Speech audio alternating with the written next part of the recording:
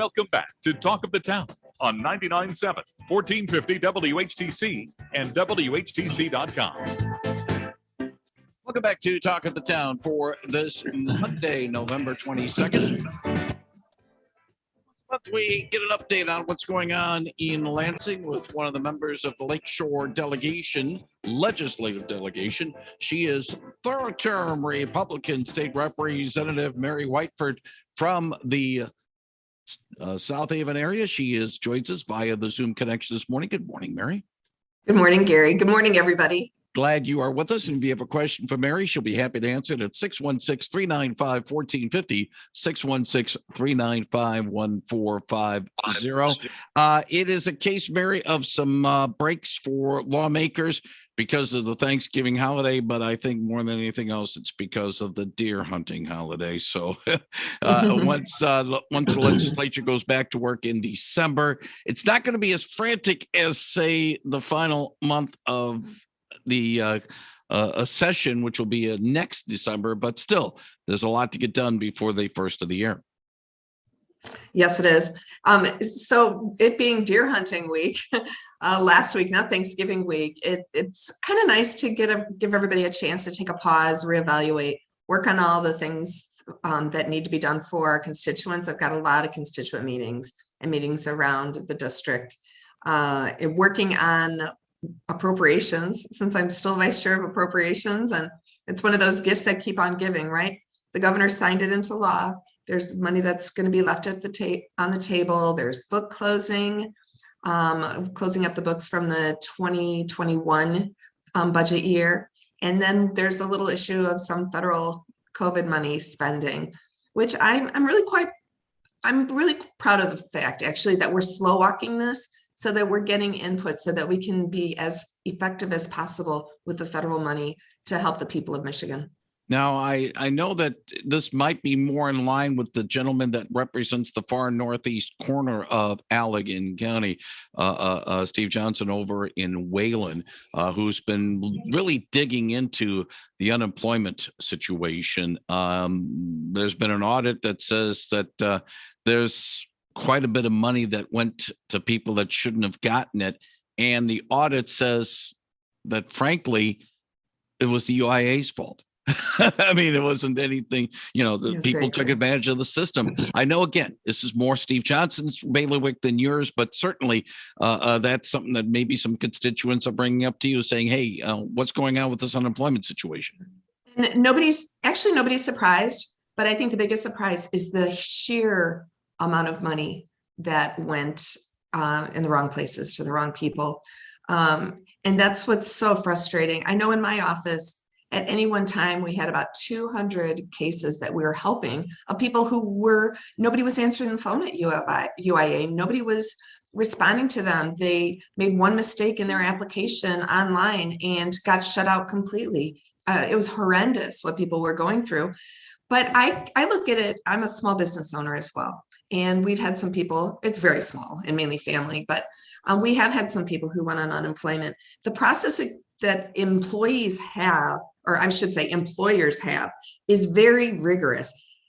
The other thing that's going on is all the money that was in UIA is not taxpayer money. It is business owners that contributed to that pot of money. So here you have business owners who put all the money into there over the years, built it up, and then the state was making the decisions on how to spend it.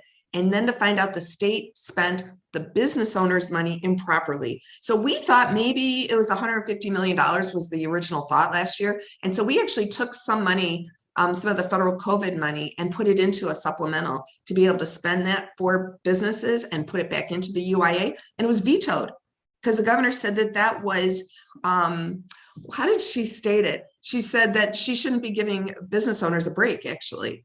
And it was just crazy talk. I didn't understand that. So just to have this come out, and unfortunately it took so long to understand exactly what happened last year, that it's abysmal. I mean, I see it along the lines as being sinful, because even though it's federal money, it's our money, taxpayers. So it's not just the feds, the federal money that got passed along improperly. It's the people of the United States, the people of Michigan, our taxpayer money. And what the problem is that, yeah, the audit says it was the UIA's fault, but the problem is the people who were involved probably, long gone Long out the gone. door. And the money's long gone, and you can't go after that money. People spent the money. There was a lot of money out there. It was frustrating. It's tough. We've all made it through a very tough time. And I think this is a time with Thanksgiving this week, just to figure out the things that we are most thankful for and just put our arms around our family and, love on our family and our church and our community the best we can, because so much noise is going on out there. Such sad things. You know what happened in Wisconsin last night? I've got a cousin who lives nearby.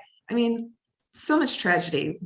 How can any one person handle that emotionally, right? And that's where I tell all our listeners, you know what? Control what you can, love on your family. Let's all pray together and make it through this time. And of course, it ties in. By the way, if you have a question for State Representative Mary Whiteford, she'll be happy to answer it at 616-395-1450, 616-395-1450. That ties in with a lot of the efforts you have done, not only this year, but throughout your term as a state representative, dealing with mental health and dealing with addressing some of the emotional needs that come through a situation like we are seeing in the early stages as we talk of what's going on in suburban Milwaukee. The needs are there, and hopefully we're going to address some of those needs, some of the efforts you have done. Yeah. And we just found out recently, I always thought that drug addiction was closely tied to anxiety, depression, and other mental issues that people have. And it actually was proven out just last week. It was announced that the number of deaths by opiates was a huge increase. And so something that is happening out there is that because of some big settlement with a pharmaceutical that's being blamed for our opiate crisis, Michigan is getting $800 million. So I am the bill sponsor to set up a fund within Treasury to set that up and figure out, go from there, because you have to have a place to go and you have to do it in statute. But the thing that I am really going to start pushing is using that money to fund our state crisis system. It should be all of the above. We've got the Michigan Crisis and Access Line that I sponsored and is progressively going wide across the state, but there's costs involved in that. Addressing mobile crisis services so that we have a team of people going when there's, say, down the street, you have somebody who's suicidal, somebody in your family or a friend. What do? Can you get that person, pick them up and take them to the emergency room?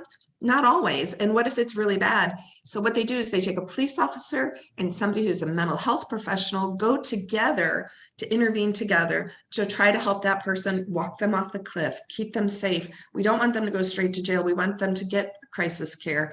And so what I would love to use that money is kind of like an endowment, figure out a way that we can fund these things as a state, the mobile crisis units, the crisis stabilization units, places to go so nobody has to go to jail anymore for a crisis or to an emergency room. And we know our ERs are so overburdened. We've got that CSU structure being implemented now. I got that bill signed into law at the end of December of last year. And let's start getting those all over the state and have the support that our families and our neighbors need. 616-395-1450 if you have a question for State Representative Mary Whiteford, 616-395-1450. This seems to be a good time to sort of catch up on some of the topics that maybe have gotten shunted aside over not only the COVID-19 outbreak, but also some of the other pressing issues that, sort of put things in the front burner. One of them, again, concern, although it's gone away a little bit, but it's still there.